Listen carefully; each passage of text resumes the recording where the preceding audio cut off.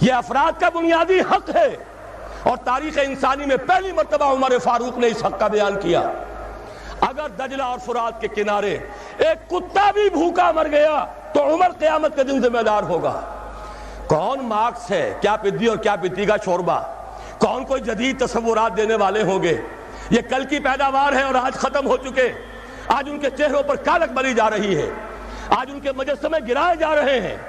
عمر فاروق کا فرمان یہ محمد کے غلام اور ایک ادنا تربیت یافتہ سپاہی کا فرمان ہے، یہ تا قیامت قائم رہے گا۔ ہر شہری کی بنیادی ضروریات کی کفالت ہے جو نظام خلافت کے ذمے ہے۔ اور اس میں تو جیسا کہ میں نے عرض کیا، اس میں تو حضرت عمر نے مسلمان نہیں کہا، صرف مسلمان نہیں، جانوروں تک بات پہنچا دی۔ اس کا مطلب یہ کہ غیر مسلموں کا بھی حق ہے۔ اس لیے کہ حضرت عمر ہی نے ایک مرتبہ دیکھا تھا، کسی صوبائی دارالحکومت کے دورے پر گئے تھے، کوئی ایک بڈھا غیر مسلم غالباً مجوسی تھا، وہ کچھ خیرات مانگتا پھر رہا تھا، بہت بوڑھا ضعیف۔ وہاں کے عامل سے حضرت عمر نے پوچھا یہ کیا معاملہ ہے، یہ خیرات مانگنے پر کیوں مجبور ہو گیا؟ تو انہوں نے کہا غریب ہے اور اس کے پاس کوئی ذریعہ نہیں ہے۔ فرمایا یہ بڑا ظلم ہے کہ جب یہ جوان تھا، کماتا تھا، ہم اسے جزیہ لیتے تھے، اور آج اگر یہ بوڑھا ہو گیا ہے اور اس کا کوئی والی وارث نہیں ہے تو ہم نے اسے سڑکوں کے اوپر بھیک مانگنے کے لیے چھوڑ دیا، اس کا بھی وظیفہ مقرر ہو جائے گا۔ یہ ذمہ داری، یہ کفالت عامہ ہر شہری کے لیے۔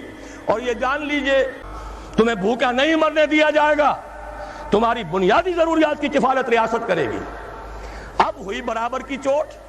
اگر کارخانے دار کہہ سکتا ہے کہ اگر آپ کو یہ چیز منظور ہے کام کیجئے ورنہ جائیے، سب مزدور چلے جائیں گے، میں لاک اپ کر دوں گا، کارخانہ بند کر دوں گا، لیکن یہ کہ مزدور اس وقت یہ نہیں کہہ سکتا۔ وہ تو کہے گا جناب اسی تنخواہ پر کام کروں گا، اس لیے کہ ایک دن کام نہ کرے شاید بچ جائے، 2 دن کام نہ کرے بچ جائے، تیسرے دن فاقہ آئے گا، اس کے پاس کھانے کو نہیں ہے۔ لیکن اگر معلوم ہو میری ریاست خلافت اللہ فی الارض، وہ ضامن ہے، وہ رب العالمین ہے، اور اسی کی رب العالمینی کا یہ مظہر ہے نظام خلافت، رحمت للعالمینی کا سب سے بڑا مظہر محمد رسول اللہ کی یہ نظام خلافت، یہ ضامن ہے، یہ مجھے بھوکا نہیں مرنے دے گا، یہ میرے بچوں کے لیے کوئی نہ کوئی چھت ضرور فراہم کرے گا۔ تو پھر اس کے پاس بھی بارگیننگ پاور ہے، وہ بھی قدم جما کر بات کرے گا کہ جناب یہ بیچ دیتے ہیں تو کام کروں گا ورنہ نہیں کروں گا۔ یہ ہے جو آسان ترین حل ہے۔